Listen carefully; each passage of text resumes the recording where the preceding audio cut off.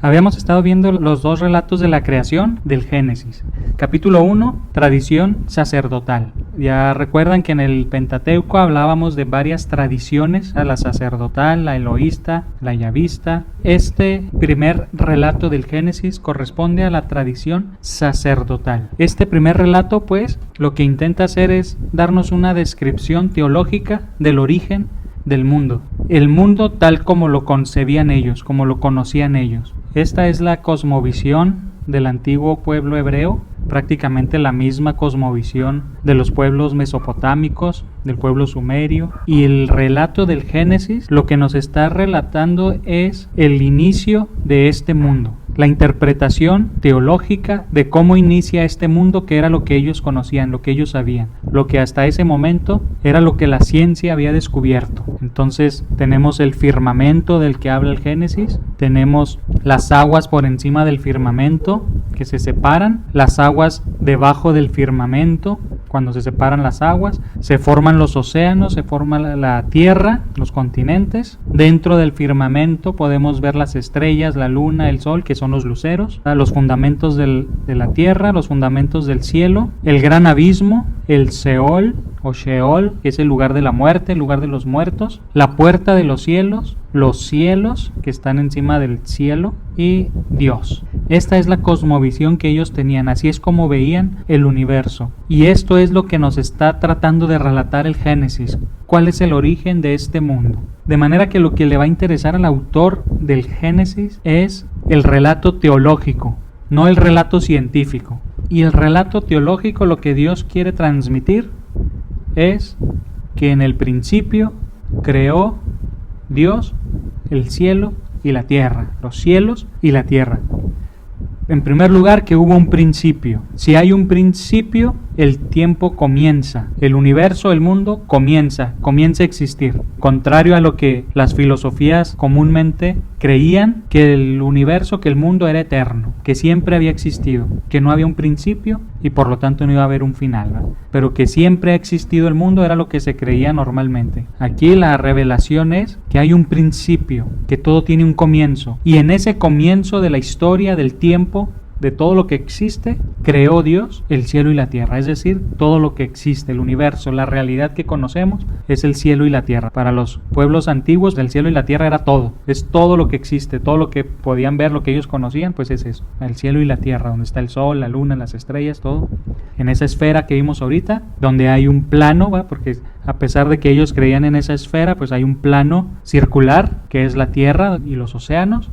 Y por eso la idea de la tierra plana también, ¿verdad? Pero así es como ellos veían el mundo, de manera, digámoslo ahora, científica o por medio de la razón, y ahora transmitiendo una verdad teológica con base a lo que ellos ya conocían. Y esa verdad teológica es que hay un principio, que Dios crea en ese principio, que la creación tiene un comienzo, y es el comienzo del universo, de todo lo que existe. La tierra era caos y confusión, oscuridad por encima del abismo, y el viento de Dios aleteaba por encima de las aguas, y dijo Dios, haya luz, y hubo luz. Entonces aquí, en los días de la creación que vamos a ir viendo, cuando crea la luz, vio Dios que era bueno, el día, la noche, atardeció, día primero. Que haya un firmamento por en medio de las aguas, que las aparte unas de otras, acumúlense las aguas. Todo este relato separado en días es para darle una explicación teológica a lo que vimos ahorita, a la cosmovisión antigua. ¿Y qué más hay aquí de verdad teológica?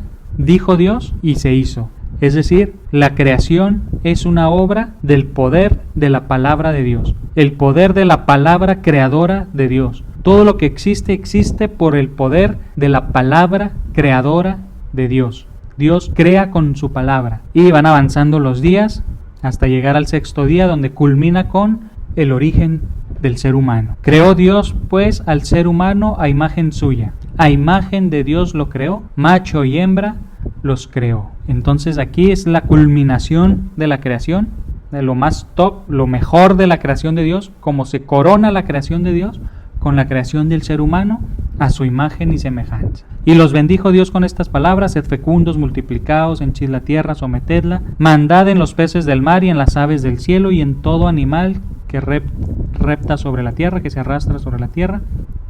Y dijo Dios, Ved que os he dado toda hierba de semilla que existe sobre la faz de la tierra, así como todo árbol que lleva fruto de semilla, os servirá de alimento. Y a todo animal terrestre, es decir, todo nos lo entrega Dios para dominarlo, para gestionarlo, para administrarlo. Y vio Dios cuanto había hecho, todo estaba muy bien, y atardeció y amaneció, día sexto. Dios crea con el poder de su palabra, crea el tiempo, todo tiene un principio, el mundo comienza a existir con el poder de la palabra creadora de Dios, y esa creación está ordenada a la existencia del ser humano, para que pueda existir el ser humano. Esa es la verdad teológica que quiere transmitir el Génesis. Dios crea en el principio, o sea, todo tiene un principio, un comienzo, y todo lo que crea, lo crea para que pueda existir el ser humano, para coronar su creación con el ser humano. Y bendijo Dios el día séptimo y lo santificó, porque en él cesó Dios de toda la obra creadora que Dios había hecho.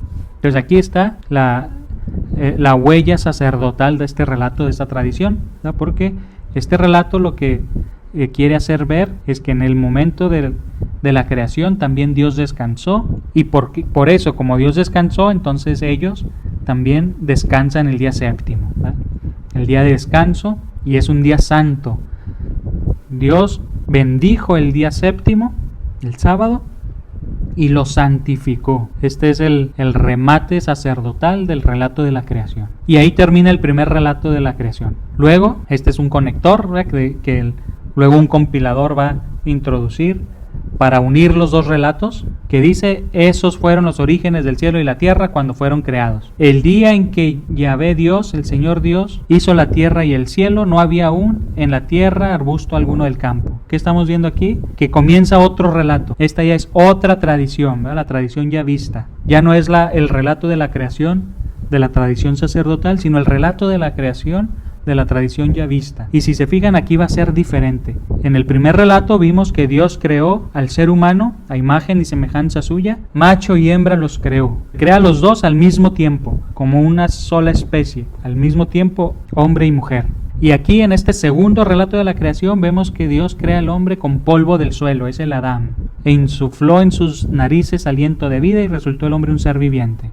Dios forma al hombre de la tierra, y ya empieza el relato del jardín del Edén. No es bueno que el hombre esté solo, entonces se separa, como si separara el relato de la creación del hombre y la mujer, hasta que crea la mujer de una de sus costillas, de la costilla que Yahvé Dios había tomado del hombre, formó una mujer y la llevó ante el hombre. Entonces este exclamó: esta sí que es hueso de mis huesos y carne de mi carne, será llamada mujer, porque del varón ha sido tomada.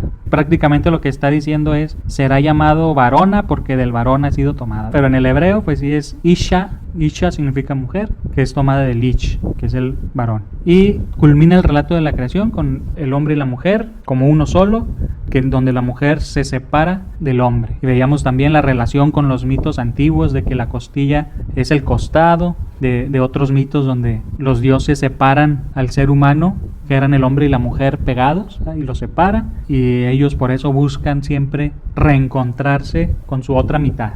Estaban desnudos el hombre y la mujer, pero no se avergonzaban uno del otro. Tenemos hasta aquí dos visiones del origen del hombre, donde lo que nos interesa es que lo ha creado Dios con el poder de su palabra, que Dios lo formó de la tierra, o sea, de los mismos elementos que ya existían forma el hombre. Hombre y mujer los crea, misma dignidad, misma especie, misma naturaleza, hueso de mis huesos, carne de mi carne, o sea, iguales. Y estaban desnudos, pero no se avergonzaban el uno del otro, es decir, no había maldad. No había maldad en el ser humano. Lo que nos va a relatar ahora el capítulo 3, cuál es el origen de la maldad en el ser humano. Cómo entró la maldad en el hombre. ¿Por qué hay maldad en el hombre? El mal es un gran misterio. El hombre mismo es un misterio. Cristo es un misterio. El hombre es un misterio. El misterio de Cristo nos revela el misterio del hombre. Y en este misterio de la humanidad existe el misterio del mal. El mal es un misterio. La maldad está en el corazón del hombre. El autor sagrado del Génesis va a recurrir a todas estas imágenes mitológicas para explicar el origen del mal. No es un relato científico, recalcamos otra vez, sino teológico. Es la forma en que podemos comprender el origen del mal desde Dios. Entonces la escena comienza con una serpiente. La serpiente era el más astuto de todos los animales del campo que Yahvé Dios había hecho. La serpiente llega y habla con la mujer, ¿verdad? Es lo que nos está tratando de transmitir estas figuras para que nos las podamos imaginar, ¿verdad? Es un lenguaje mitológico. Y este tipo de lenguaje es muy importante porque antes no había computadoras, no había grabadoras y copiar libros también era muy difícil. Se tenían que producir con papiros o pergaminos o técnicas muy caras. Y para empezar, la mayoría del pueblo ni siquiera sabía leer.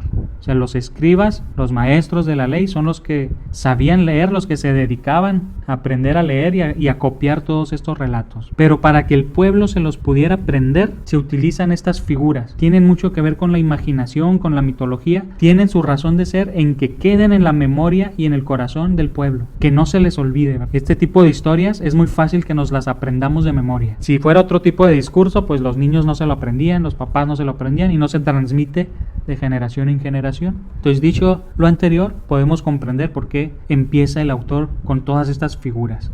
Dijo a la mujer, la serpiente llega y habla con la mujer. ¿Cómo es que Dios os ha dicho, no comáis de ninguno de los árboles del jardín? Pero si ustedes recuerdan, en el capítulo 2, Dios no les prohibió comer de todos los árboles del jardín. Entonces el autor ya nos está metiendo en esa trama donde la serpiente se acerca con la mujer con una mentira. Se acerca y lo primero que hace la serpiente es decir una mentira. También la figura de la serpiente es muy importante, porque la serpiente, para todas las culturas, incluida la egipcia, era el signo de la sabiduría, el signo de la ciencia, del ser astuto, de la inteligencia, de la sabiduría, del conocimiento. O sea, la serpiente era algo bueno. Para ellos, hablar de una serpiente era hablar de algo bueno. Y viene este signo, símbolo de la sabiduría, de la inteligencia, y llega con una mentira. Entonces aquí la imagen de la serpiente tiene esa intención, ¿verdad?, de presentarse como alguien inteligente, alguien astuto, pero capaz de mentir. La inteligencia, el conocimiento, la sabiduría y la maldad. Se acerca pues con una mentira. ¿Cómo es que Dios os ha dicho no comáis de ninguno de los árboles del jardín?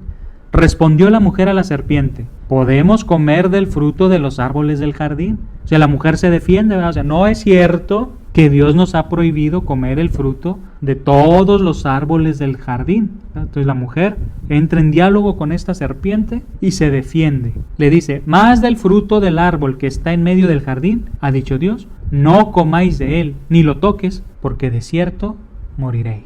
Entonces aquí la mujer empieza a dialogar con la serpiente, pero a defenderse. Eso no es cierto, solo no podemos comer del árbol que está en medio del jardín. Entonces la serpiente le replica a la mujer, de ninguna manera moriréis. Es decir, la serpiente contradice a Dios y lo pone como un mentiroso. Está retando a Dios. De ninguna manera moriréis. Es que Dios sabe muy bien que el día en que comiereis de él, se os abrirán los ojos, y seréis como dioses, conocedores del bien y del mal. Y ahí está la gran tentación. Esa es la gran tentación que la mujer tiene ante las palabras de la serpiente. No vas a morir. Es que Dios sabe que el día que comas de ese fruto, serás como él. Seréis como dioses, conocedores del bien y del mal. Y aquí este conocedores del bien y del mal tiene también mucha profundidad en el texto hebreo, ¿verdad? Cuando leemos la palabra conocer en hebreo, significa poseer. Entonces cuando les dice, seréis como dioses conocedores del bien y del mal, no está hablando de que van a saber distinguir entre el bien y el mal, sino de que van a ser poseedores del bien y del mal. Van a ser los dueños del bien y del mal. Esa es la gran tentación. Porque si yo soy el dueño del bien y del mal, ya no necesito a Dios. Ya no me sirve Dios. Yo soy Dios, porque yo puedo decidir el bien y el mal. Como decía Dostoyevsky, si quitamos a Dios de nuestra vida, si sacamos a Dios de nuestra familia, de nuestra sociedad, quitamos a Dios del mundo, quitamos el problema del bien y del mal. Ya no hay bien ni mal, ya todo depende de mí. Esto es lo que está detrás de este relato. El bien y el mal, por esencia, lo decide Dios. Dios es el único que puede decidir qué es el bien y el mal. Pero cuando nosotros queremos poseer ese discernimiento entre el bien y el mal, lo que en realidad estamos haciendo es rechazar a Dios y usurpar nosotros su lugar, ponernos nosotros en el lugar de Dios. Ya no necesito a Dios, porque yo soy Dios. Yo soy el que va a decidir el bien y el mal. Voy a ser el dueño del bien y del mal. Voy a ser libre. Ya no voy a necesitar un Dios que me esté diciendo qué es el bien y qué es el mal. Yo voy a ser Dios. Rechazo entonces a Dios porque estoy usurpando su lugar. Y ahí se ve apetitoso. Ahí está la gran tentación. Y como viese la mujer que el árbol era bueno para comer, apetecible a la vista y excelente para lograr sabiduría, la serpiente era el símbolo de la sabiduría, tomó de su fruto y comió. Y dio también a su marido, que igualmente comió. O sea, en la escena también está Adán, ¿verdad? No crean que nomás estaba Eva, sino que ahí estaba también él de atrás, ahí nomás escuchando, viendo qué estaba pasando y dispuesto a comer también del fruto, ¿verdad? Es decir, cayó en la tentación, quiso usurpar el lugar de Dios, vieron que era apetecible, es decir, usurpar el lugar de Dios se presentó muy apetecible, quitarse de encima a Dios. Entonces se les abrieron a ambos los ojos y se dieron cuenta de que estaban desnudos y cosiendo hojas de higuera se hicieron unos ceñidores. Entonces entra la maldad en el corazón del hombre. Este darse cuenta de que estaban desnudos es darse cuenta de su propia miseria, de su propia maldad. Oyeron luego el ruido de los pasos de Yahvé Dios, que se paseaba por el jardín a la hora de la brisa, que hace referencia al otro relato del libro de los Reyes, donde dice, y Dios no estaba en un terremoto, no estaba en lo portentoso, llegó una suave brisa y ahí estaba Dios. Y el hombre y su mujer se ocultaron de la vista de Yahvé Dios por entre los árboles del jardín. Esta palabra jardín va a ser muy importante en este relato porque es un jardín donde el hombre pierde la amistad con Dios, donde el ser humano rechaza a Dios. Y va a ser luego en otro jardín, el de los olivos, donde Dios va a reconciliarse con la humanidad. Dios mismo va a reconciliar la humanidad con Él mismo. En la noche oscura del Getsemaní, donde la gran tentación vuelve a hacerse presente, ¿se acuerdan? Padre, aparta de mí esta copa, pero no se haga como yo quiero, sino tu voluntad. Palabras de Cristo en el huerto, en el jardín de los olivos, del Getsemaní. Es una tentación aquí que apunta también a la tentación que va a tener, pues, Cristo en el otro jardín. Yahvé Dios llamó al hombre y le dijo, ¿dónde estás? Este contestó, te he oído andar por el jardín y he tenido miedo. Se introduce la palabra miedo, porque estoy desnudo, por eso me he escondido. Él replicó, ¿quién te ha hecho ver que estabas desnudo? ¿Has comido acaso del árbol que te prohibí comer? Dijo el hombre, la mujer que me diste por compañera me dio del árbol y comí. Me doy cuenta de mi maldad y me justifico echándole la culpa a los demás. Fue la mujer que tú me diste por compañera, a la que primero había dicho, este es hueso de mis huesos y carne de mi carne, ¿verdad? La mujer que me diste por compañera me dio del árbol y comí. Dijo pues Yahvé Dios a la mujer, ¿por qué lo has hecho? Contestó la mujer. Entonces también ella se defiende, ¿verdad? Y acusa al otro. La serpiente me sedujo y comí. O sea, no es mi culpa. Ella me sedujo y por eso comí. Entonces Yahvé Dios dijo a la serpiente, y aquí tenemos en esta serpiente pues el símbolo de toda la sabiduría humana, lo que era lo más venerado por los otros pueblos y por los mismos israelitas también. Por haber hecho esto, maldita seas entre todas las bestias y entre todos los animales del campo. Sobre tu vientre caminarás y polvo comerás todos los días de tu vida. Es la maldición sobre la serpiente. Todavía no nos dice el autor sagrado quién es esa serpiente. Todavía estamos en el drama teológico del origen del mal. Pero esta serpiente que representa esa inteligencia, esa sabiduría pagana, va a decir luego el Apocalipsis, es el adversario, el diablo. En el Apocalipsis luego se va a presentar como un dragón y va a decir, este dragón es la antigua serpiente, que es el diablo, el adversario de Dios.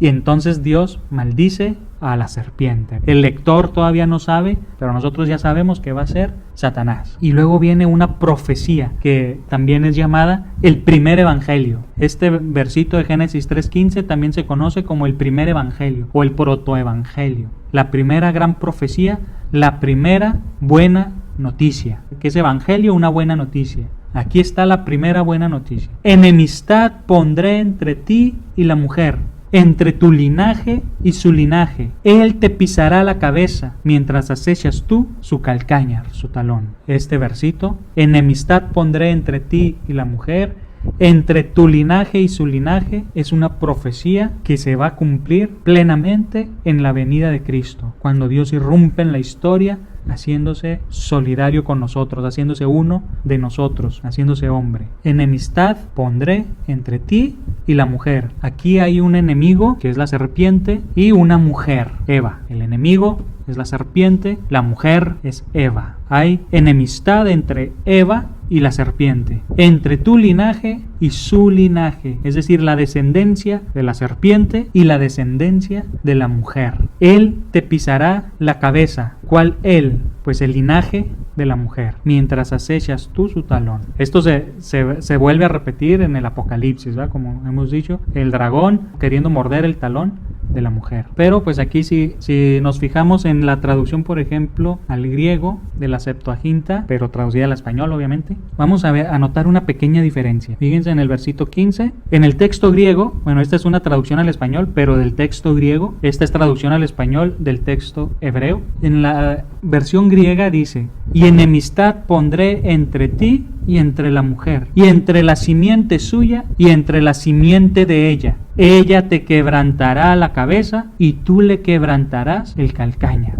Ella, la mujer, te quebrantará la cabeza. Ya en tiempos de Cristo, el texto de los apóstoles es la versión griega. Los apóstoles utilizaron la versión griega. Entonces los apóstoles leían este texto y los primeros cristianos también. El griego era la lengua común, la lengua universal, ¿verdad? Como hoy el inglés, ¿verdad? Que todos ustedes hablan inglés porque es la lengua universal, ¿verdad? Donde quiera que vayan se pueden comunicar en inglés. Así era el griego también, ¿verdad? Era la lengua común, la koiné glosa. ¿Han escuchado hablar del griego koiné? Eso significa, ¿verdad? Común. Griego koiné es la koiné glosa, la lengua común. Y aquí el detalle es que ella te quebrantará o te triturará la cabeza. ¿Y quién es ella? La mujer, Eva. Y todo esto es una forma de profecía, un protoevangelio, que se va a hacer realidad plenamente en Cristo. La descendencia de esta mujer es Cristo. Por lo tanto, esta mujer es María. Si nos vamos al Apocalipsis 12, vamos a ver que dice: se abrió el templo del cielo. Hay un templo en el cielo, el templo celestial. Y vi una gran señal, dice Juan en el Apocalipsis. Una mujer vestida del sol, con la luna bajo sus pies y una corona de 2 estrellas.